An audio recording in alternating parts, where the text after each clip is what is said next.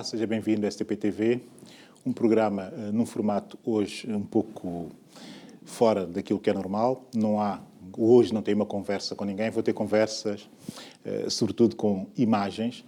Porquê? Porque optámos por essa via, considerando que este momento é um momento em que estão a acontecer coisas muito diversas e coisas importantes de serem comentadas e, sobretudo, serem comentadas por mim nesse contexto atual. Vamos começar, desde já, pelo balanço do Step In London, esse evento, essa conferência, esse conjunto de conferências que São Tomé e Príncipe fez em Londres e que, enfim, convém, talvez, digo eu, fazer um pequeno balanço sobre alguns detalhes que passaram um pouco à margem daquilo que foi a discussão. Veja essas imagens.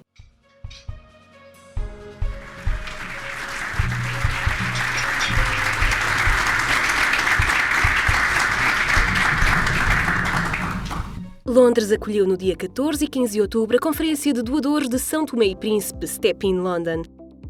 A delegação são tomense foi liderada por Patrício Trovoada, primeiro-ministro do país, que se fez acompanhar por 18 membros do governo e técnicos nacionais.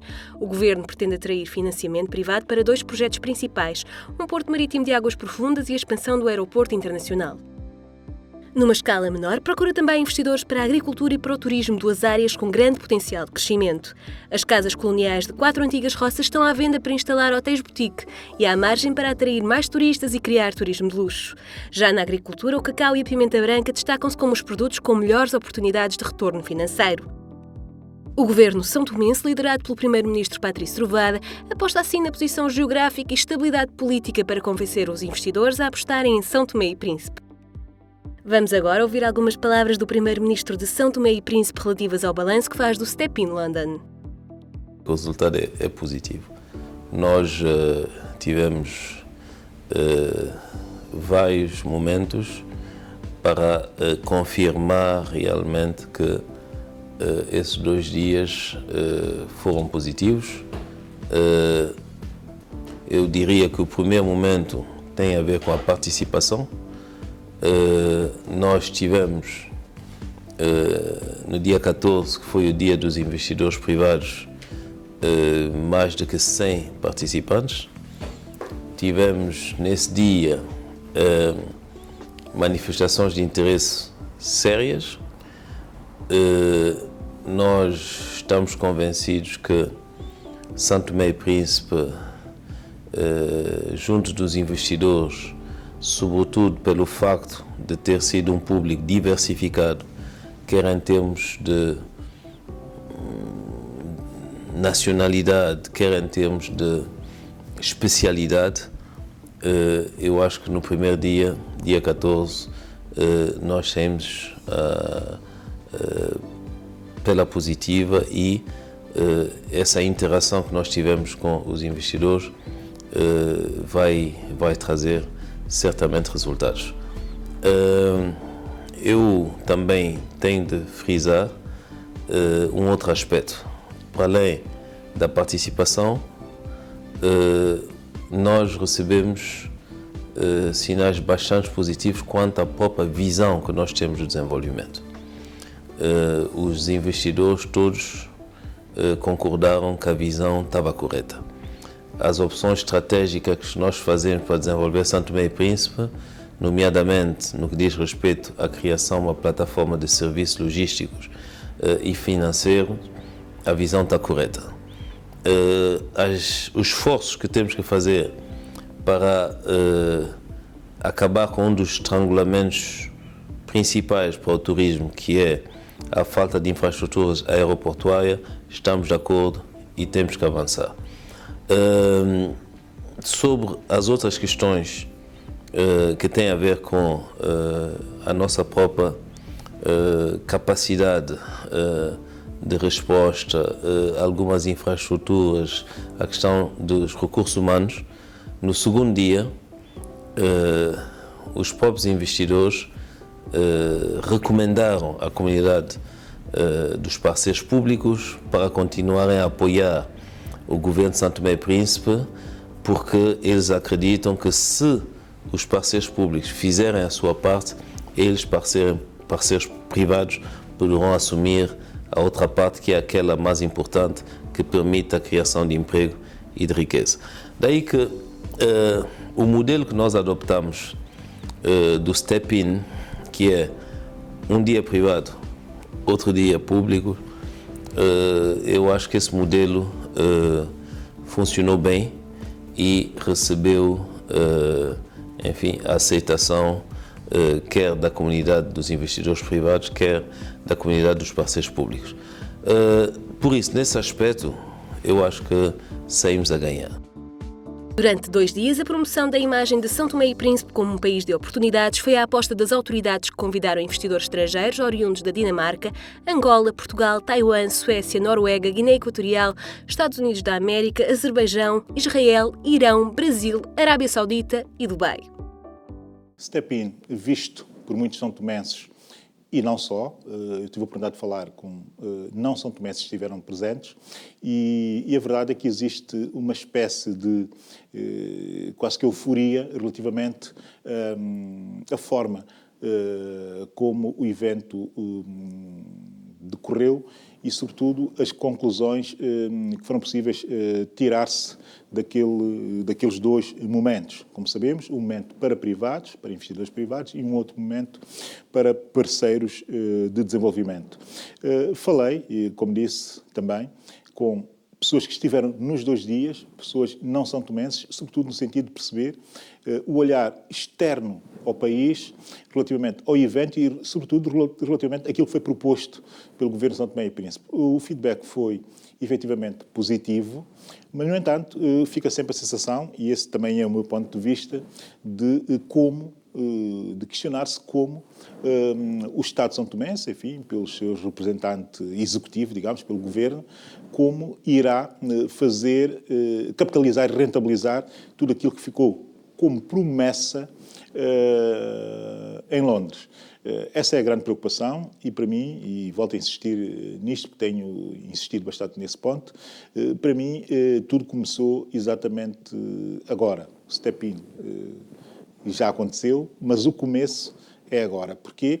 Porque caberá aos são-tomenses, ao Governo de São Tomé e Príncipe, ter a responsabilidade de poder criar projetos, programas, equipas, eu insisto muito nisso da equipa, ou seja, dos recursos humanos capazes de dar seguimento e de fazer aquilo que já se convencionou a chamar o follow-up e o acolhimento, que eu tenho insistido muito nesse conceito de acolhimento, de investidores no país.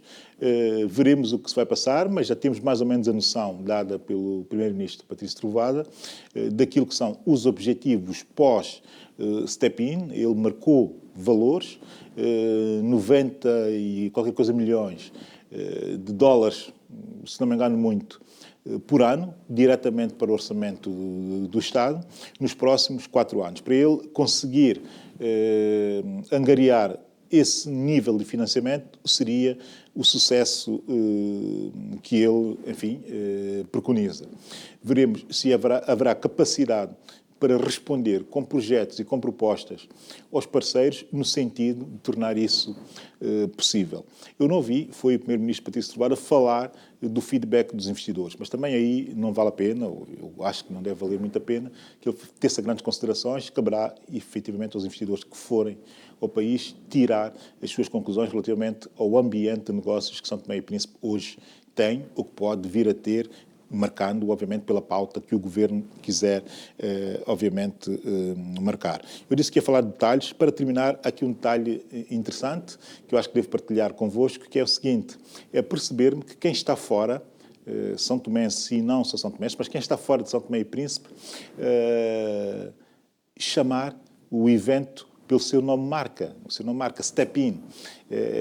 Ouvi e li e também quase grande parte dos artigos feitos a propósito desse evento, a considerá-lo já como uma marca do próprio país. Step-in para cima, Step-in para baixo, Step-in. E a verdade é que dentro, em São Tomé e Príncipe, noto que a marca não pegou. É quase toda a gente a referir-se ao evento como uma mesa redonda, quando, de facto, ele tem uma marca, ele é muito mais do que uma mesa redonda, conforme nós entendemos a mesa redonda, isso tem tudo a ver com uma habituação interna, quase que permanente, relativamente a modelos de reuniões, digamos, ou de encontros com parceiros que foram ficando no consciente dos decisores e dos próprios são-tomenses na forma como nós olhamos para o país. Dizer que isto tem valor semiótico, e porque é que tem valor semiótico? Tem valor simbólico. Porquê? Porque há aqui uma nota de que passou a mensagem para o exterior, conseguiu-se passar bem a mensagem para o exterior, através da marca Step In, e que lá dentro do próprio país não se conseguiu passar o valor da marca. Nós somos um país estranho, um país sem marca, um país que não consegue trabalhar o marketing de forma nenhuma, vendemos pessimamente mal, e é curioso que essa marca Step In não conseguiu vender-se internamente, mas conseguiu vender-se externamente. Como balançar isso, como aproveitar-se isso, como retificar isso, caberá, obviamente, também ao próprio Governo fazer, suponho que esteja nesse momento a fazer, porque há notícias de que tem havido sessões de esclarecimento nos distritos e haverá também, segundo se percebe, na própria administração pública São Tomense, no sentido de esclarecer o que foi feito em Londres, dentro daquilo que é possível esclarecer-se. Portanto, suponho que não devam deixar cair essa preocupação de marcar o Step In, de facto, como uma marca nacional, até porque ela pode ser transportada para várias geografias. Agora foi em Londres, pode ser também em Luanda, se calhar até poderá ser em Lisboa, em Frankfurt, onde tiver que ser e onde São Tomé tiver que vender uma imagem como destino de negócios e também como país à procura da sua via e da sua visão própria, obviamente, para o desenvolvimento. Dito isto, passamos a nova peça, que é uma peça que tem exatamente a ver com o final daquilo que eu acabei de comentar. Tem a ver com a questão da marca São Tomé e Príncipe. Step In era uma marca de um evento. A marca São Tomé e Príncipe, como nós não trabalhamos muito as marcas, sofremos com isso. Veja essa reportagem e já explico porquê. O chocolate é um dos alimentos mais apreciados em todo o mundo e há quem diga que o melhor mesmo é aquele que é feito em São Tomé e Príncipe. Este foi um dos símbolos do colonialismo português e foi o produto rei de São Tomé e Príncipe e continua a ser o que mais se exporta. 40 anos depois da independência, o cacau continua a ser muito importante para as Ilhas Maravilhosas e existem grandes marcas a reconhecê-lo, como por exemplo Fabergé, o mais antigo fabricante de chocolate de Suíça, que obtém os seus graus de cacau das ilhas de São Tomé e Príncipe. Ainda hoje, o cacau representa cerca de 90% ou mais do valor total das exportações das Ilhas Maravilhosas. Não posso comentar muito mais do que isso. Quando um dos maiores produtores de chocolate do mundo utiliza o chocolate de São Tomé e Príncipe, dando, obviamente, primazia por ser um produto de excelência, convinha e convém, de facto, nessa nova visão, nessa visão do futuro que o país deve ter, convinha trabalhar-se profundamente a questão da marca Cacau de São Tomé e Príncipe, por razões diversas, por além da questão da qualidade, da questão de quase que exclusividade gourmet, digamos, não é? Porque nós temos ali quase que uma espécie nossa de cacau preservado, pré-filotérico, e convém, de facto, reter e criar uma marca à volta desse produto, valorizando assim, obviamente, o próprio produto, que é, de momento, espero bem que no futuro que não seja bem assim, mas que é o nosso quase que exclusivo produto de exportação. Portanto, a necessidade de o fazer, de criar a marca Cacau de São Tomé e Príncipe, fica bem espelhada nessas imagens que nós acabamos de ver. Para que isso tudo faça sentido, veja-se a reportagem que vem a seguir e já se perceberá a ligação entre uma coisa e outra. O grupo China Harbour Engineering Company chegou a acordo com o governo de São Tomé e Príncipe para a construção do porto em águas profundas na zona de Fernão Dias. A empresa não adiantou enquanto está avaliado o empreendimento, que deverá ser concluído em 2019.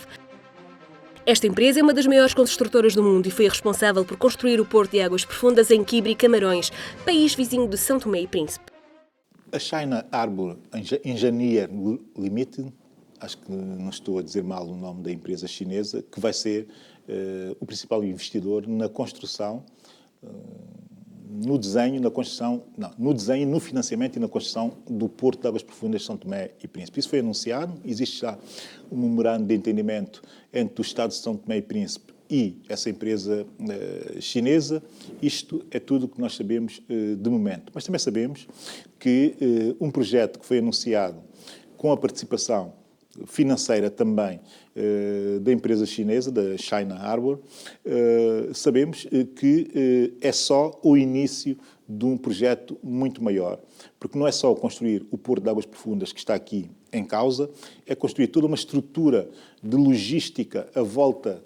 Logística, obviamente, estamos aqui a falar de serviços, de logística à volta dessa infraestrutura, que será uma infraestrutura crucial e estruturante para o país.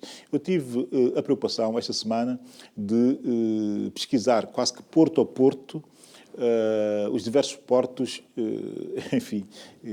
portos que existem na nossa região africana. E se eu não me engano muito, estamos aqui a poder falar de um projeto, que ainda sendo desconhecido, mas que já se percebe a ambição do que está a ser projetado, de um projeto que poderá vir a ser, de facto, marcante, não só para o país, mas também para a nossa região. Existem portos bons na zona do Golfo da Guiné, efetivamente, mas não existem grandes portos na zona do Golfo da Guiné. O que é que acontece com esse facto, que é um facto económico?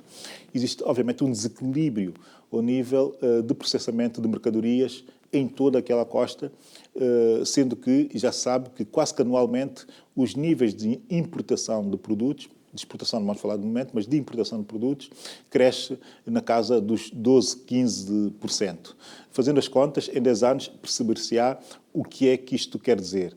Obviamente que essas estruturas estão altamente pressionadas, quase que no limite daquilo que é a sua capacidade de resposta. Logo, é sempre bem pensado, estrategicamente bem pensado, criar uma estrutura deste género em São Tomé e Príncipe. Se é rentável, eu quase que tenho a certeza que é rentável. E não estou aqui a tentar vender uma ilusão. Não é disso que se trata. É que se nós formos olhar para as ilhas, de uma forma geral, não só as ilhas à volta do continente africano, mas quase todas elas vivem exatamente da sua atividade portuária. Cabo Verde fez uma aposta forte, Maurícias já sabe o que é, Seychelles não tem necessidade, Comores vai a caminho de o fazer. Se olharmos para o outro lado do Atlântico, Trinidad e Tobago, Jamaica, enfim, o que se quiser de ilhas, perceber-se-á que qualquer uma delas faz essa opção, porque a opção é rentável e está estudada. E outro dado, e para passarmos as imagens a seguir, que é o facto de, mesmo os portos existentes em zonas continentais, terem a necessidade de criarem ilhas portuárias à sua volta, em território continental, no sentido de fazer o Interland para que a gestão portuária seja uma gestão efetivamente eficaz e rentável. Logo, faz todo o sentido que um Porto de Águas Profundas numas ilhas seja ele próprio uma ilha portuária.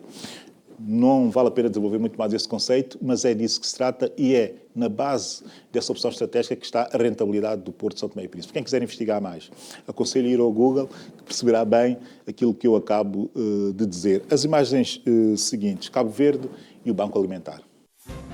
O Banco Alimentar de Cabo Verde distribuiu em 3 anos 26 toneladas de alimentos e os pedidos de ajuda continuam a aumentar, mas a instituição que apoia regularmente 450 famílias diz não ter capacidade para mais. Segundo a responsável, atualmente o Banco Alimentar de Cabo Verde distribui regularmente 2 vezes por mês cestas básicas de alimentos não perecíveis a 10 famílias de 45 associações dos bairros da cidade da Praia.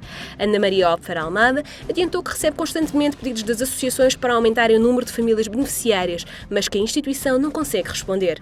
Segundo a responsável, para conseguir assegurar as atuais cestas básicas, o Banco Alimentar precisa de recolher 1.500 kg de arroz, 450 kg de açúcar, 450 pacotes de massa e 450 litros de óleo. Alimentos provenientes das 2 campanhas anuais de recolha, de doações e recolhas pontuais ao longo do ano, junto das instituições. O modelo de desenvolvimento de Cabo Verde é um modelo curioso, não vou estar aqui a falar, e que me interessa particularmente, não vou estar aqui a falar e a especificar do que se trata, enfim, é fácil de pressionar e é facilmente perceber, sobretudo quando nós temos resultados como o resultado que Cabo Verde obteve no último índice Mo Ibrahim. Cabo Verde é só o 2º país africano mais desenvolvido. Isto tem que dizer muito. Estamos a falar de umas ilhas que partiram para a independência em absoluto handicap, ou seja, umas ilhas que nem sequer, enfim, a sua viabilidade estava assegurada quando parte para a independência e, de repente, no ranking de 52, 54 países africanos, aparece em segundo lugar. Isso quer dizer muito. E também quer dizer que existe um espírito de solidariedade muito especial nos cabo-verdianos, exatamente no sentido de não deixarem, ou de tentarem não deixar que cabo-verdianos como eles são todos, outros cabo-verdianos com menos posses, que fiquem para trás. Ou seja, existe na sociedade cabo-verdiana, e que não é algo de agora, mas existe na sociedade cabo-verdiana a consciência de que nenhum cabo-verdiano deve ficar para trás, deve morrer miserável, deve morrer excessivamente ou extraordinariamente pobre. Portanto, há sempre uma resposta social a esse tipo de problemas sociais. E é sempre uma resposta, ou quase sempre uma resposta coletiva.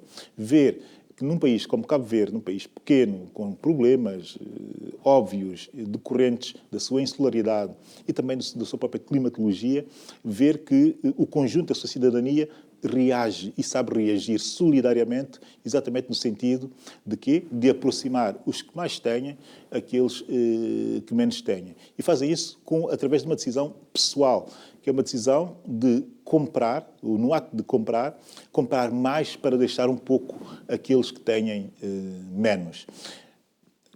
Isto engrandece um país e, sobretudo, dá coesão social ao próprio país.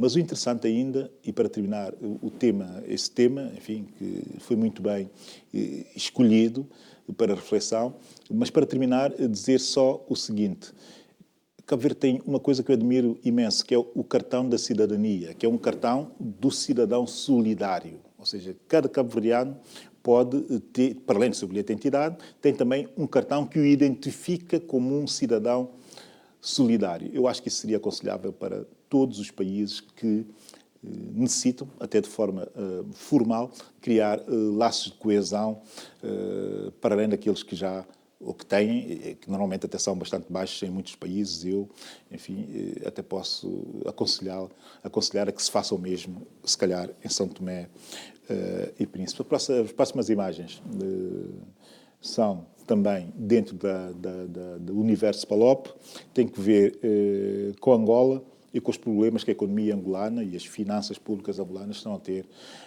exatamente com a baixa do preço do petróleo no mercado internacional. A quebra das receitas fiscais angolanas com a exportação de petróleo agravou-se em setembro, caindo 52,8% face ao mesmo mês de 2014 e representando um encaixe de 114,8 mil milhões de kwanzas. Em causa está a crise da cotação internacional do barril de crudo, que se faz sentir desde o final de 2014 e cuja quebra agravou as contas angolanas, o segundo maior exportador da África subsaariana, que depois de uma ligeira recuperação em junho, viu novamente as contas agravarem-se. Bem, Angola, outra vez Angola. Um país apaixonante, um país irmão, próximo, um país de família e que está a viver um momento relativamente complicado. Não vale a pena olhar para o passado, nem sequer vale a pena olhar só e exclusivamente para o momento político angolano. Eu tenho dito que o principal e o grande problema angolano atual é, de facto, o problema do seu modelo económico. O modelo económico tem que ser desenvolvido, que tem que evoluir e tem, sobretudo, que evoluir para, enfim, para aquilo que já é um clichê, não é? Que a economia angolana tem que se diversificar, que a economia angolana tem que deixar de ser dependente da indústria petrolífera, que a economia e das receitas que essa indústria gera para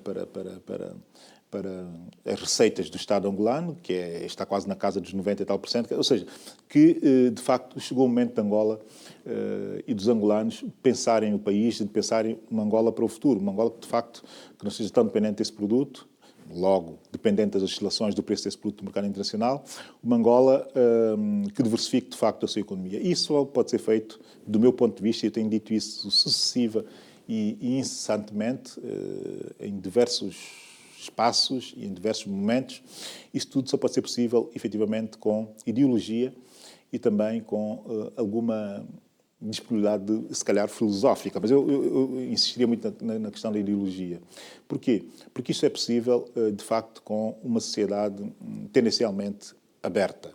Uma sociedade tendencialmente aberta e um Estado que favoreça essa abertura da sociedade para a economia, para mais direitos, para mais democracia, para mais e mais. E porquê que é assim? Se formos a verificar, Angola, temos aqui uma baixa do preço do petróleo no mercado internacional, isso repercutiu-se logo nas reservas de divisas do Estado angolano.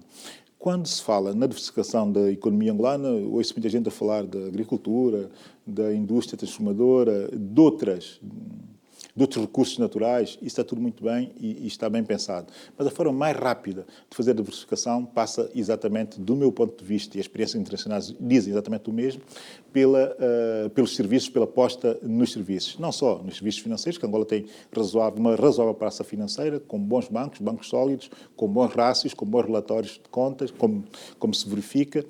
A realidade deles, se for outra, enfim, desconheço, mas essa é a realidade que nós temos, a realidade dos números que nos chegam. Portanto, no nível destes serviços financeiros, Angola estará mais ou menos bem. Se bem que haja aqui algumas limitações ao nível da exportação destes serviços ou da importação de divisas através destes serviços. Do meu ponto de vista, onde Angola está mesmo muito mal é no tipo de serviços. E em qual deles, sobretudo, no turismo.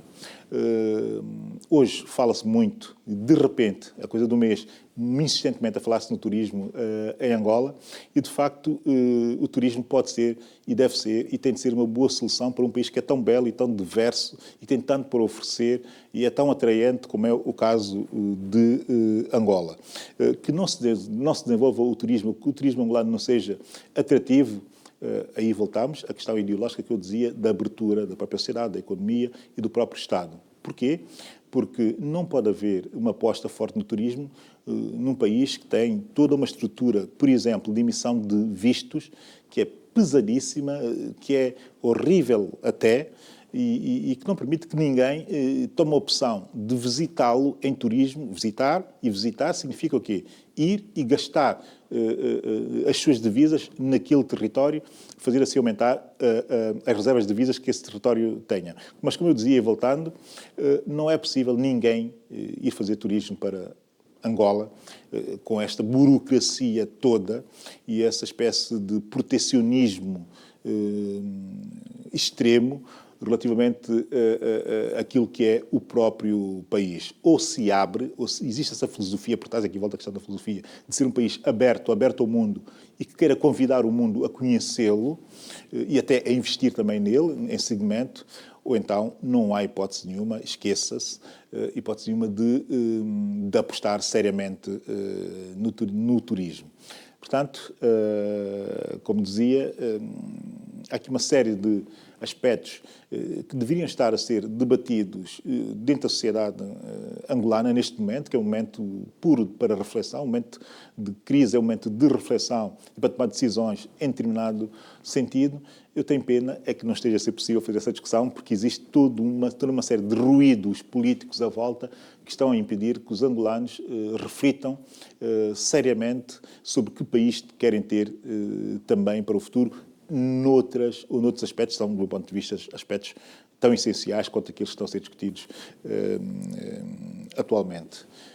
Dito isto sobre Angola, dizer também, antes de terminar, estava-me a esquecer, que Angola já tem um OGE, eu ainda não tive a oportunidade de o ver, um novo Orçamento Geral do Estado. Estou curioso por analisá-lo, pelo menos a proposta, e acho que já foi inclusive aprovado no Parlamento angolano, mas estou curioso para perceber onde é que estão os cortes, quais são as opções efetivas e a ver se, de facto, os setores como a agricultura, a indústria e o turismo se encontram acolhimento ou um novo acolhimento no atual Orçamento Geral do Estado que foi apresentado. Eu não tenho dúvidas que isso vai acontecer, porque, ao contrário daquilo que muita gente pensa, estamos a falar de um governo que tem uma visão estratégica razoavelmente boa, e que quem tiver dúvidas relativamente àquilo que eu estou a dizer, que vai ver o plano estratégico de Angola, que está online, e veja também, já agora, o relatório da Universidade Católica de Luanda. A seguir, Moçambique. Cerca de 24% da população moçambicana vive em situação de fome, uma redução de 32 pontos percentuais nos últimos 25 anos, informou o oficial de Proteção Social da Organização das Nações Unidas para a Alimentação e Agricultura. Como forma de combater os níveis de fome no país, especialistas indicam que Moçambique precisa de ampliar as políticas de proteção social, adotando um plano que inclua a transferência de renda e de alimentos para os mais pobres, além de prover o acesso ao emprego e a capacitação, principalmente no meio rural, o mais afetado pela fome em todo o mundo. O novo relatório, lançado em Maputo, nas vésperas da celebração do Dia Mundial da Alimentação, que se assinalou a 16 de outubro, revela que houve avanços na redução da fome no mundo, tendo sido registada uma diminuição de 400 milhões de famintos, mas 800 milhões de pessoas ainda sobrevivem e sofrem com o mal, e outros 1.000 milhões vivem em situações de extrema pobreza. 24% da população moçambicana vive em situação de fome. Recentemente saiu o relatório, recentemente em julho, se não me engano muito, saiu o relatório dos Objetivos de Milénio de 2015. No caso de Moçambique, houve coisas conseguidas. Lamentavelmente, esse objetivo foi um dos objetivos que ficou por conseguir-se. Porquê? Não é fácil de explicar e os moçambicanos sabem bem o porquê que não é fácil de explicar. Moçambique tem, obviamente, uma série de problemas estruturais que têm que ser trabalhados e que a verdade também, diga-se, é que os diferentes governos que têm estado no poder têm tentado dar resposta a esses problemas. A verdade é que as respostas não têm sido efetivas. Primeiro, maior atenção ao mundo rural, que é onde se concentra grande parte da força produtiva agrícola de qualquer país.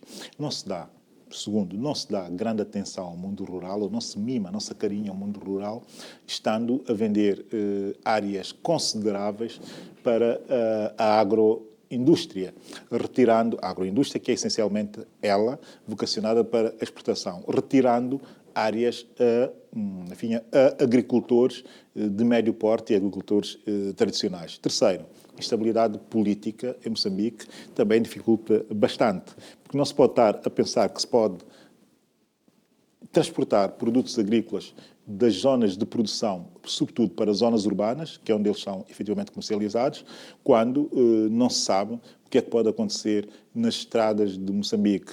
Quarto problema, um problema obviamente complicado, mais complicado de resolver porque é uma questão efetivamente de mentalidades, que é o seguinte problema, que é valorizar efetivamente a questão do género, ou seja, do trabalho da mulher na agricultura em Moçambique, mas aí também podemos, enfim, estendê-lo a quase todos os países africanos.